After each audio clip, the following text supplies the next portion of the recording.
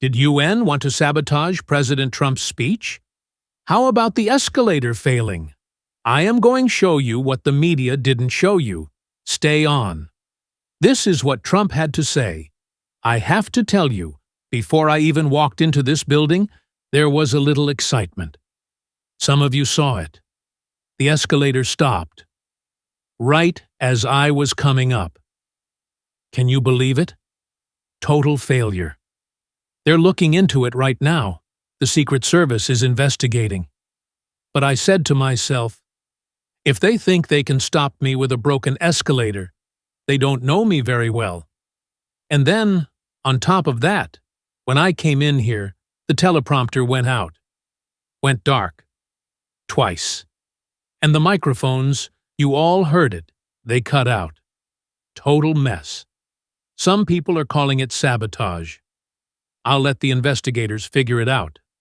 But I want you to know, I don't need a teleprompter. I don't need microphones. I can speak from the heart.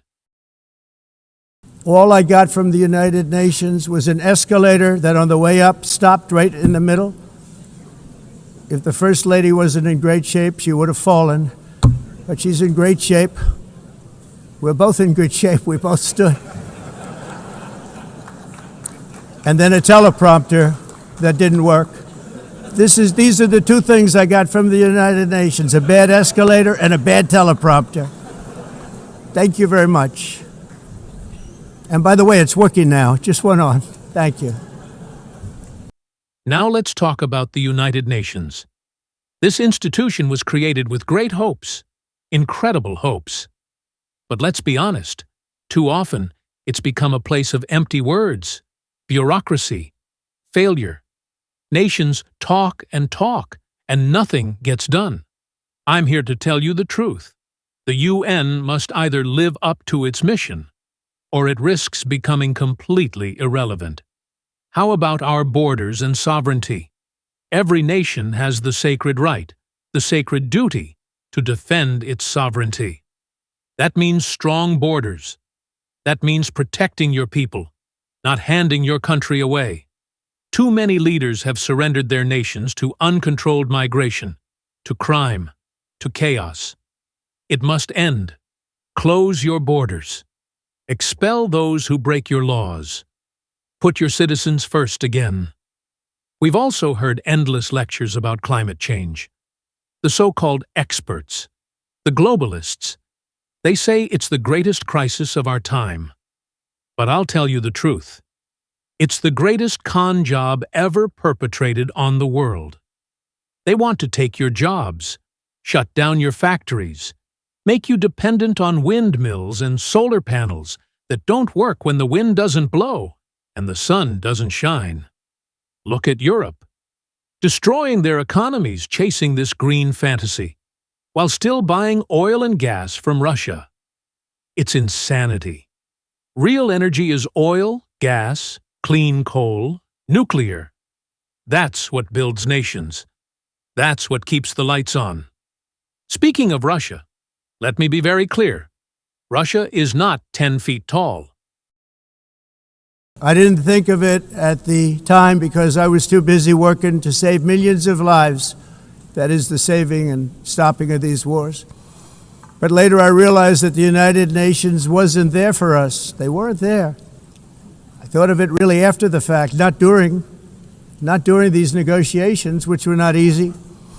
That being the case, what is the purpose of the United Nations? The UN has such tremendous potential. I've always said it. It has such tremendous potential, but it's not even coming close to living up to that potential. For the most part, at least for now, all they seem to do is write a really strongly worded letter and then never follow that letter up. It's empty words, and empty words don't solve war. The only thing that solves war and wars is action.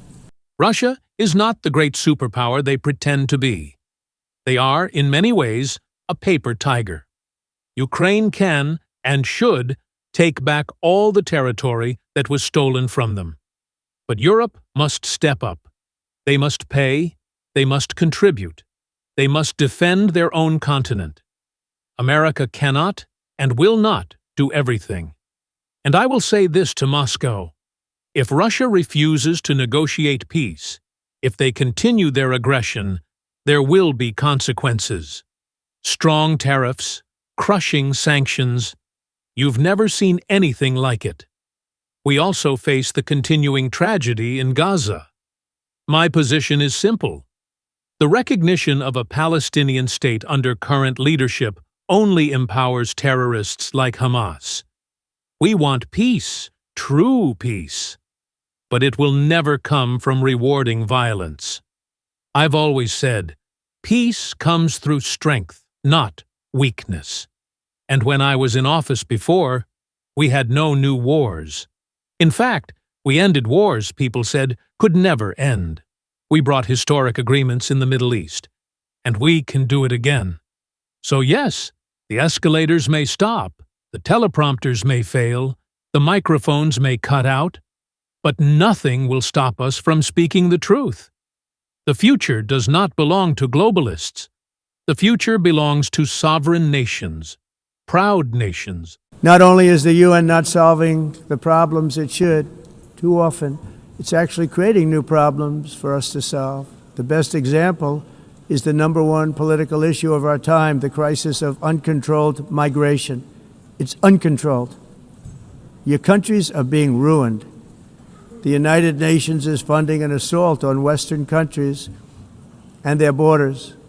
In 2024, the UN budgeted $372 million in cash assistance to support an estimated 624,000 migrants journeying into the United States. Think of that. The UN is supporting people that are illegally coming into the United States, and then we have to get them out. The UN also provided food, shelter, transportation, and debit cards to illegal aliens. Can you believe that? On the way to infiltrate our southern border. Millions of people came through that southern border. Just a year ago, millions and millions of people were pouring in, 25 million altogether over the 4 years of the incompetent Biden administration. And now we have it stopped, totally stopped. In fact, they're not even coming anymore because they know they can't get through. But what took place is totally unacceptable. The UN is supposed to stop invasions, not create them and not finance them. In the United States, we reject the idea that mass numbers of people from foreign lands can be permitted to travel halfway around the world, trample our borders, violate our sovereignty, cause unmitigated crime, and deplete our social safety net. And together, if we put our people first, we will make our countries great again. We will make the world safe again. And yes, we will make America greater than ever before. Thank you.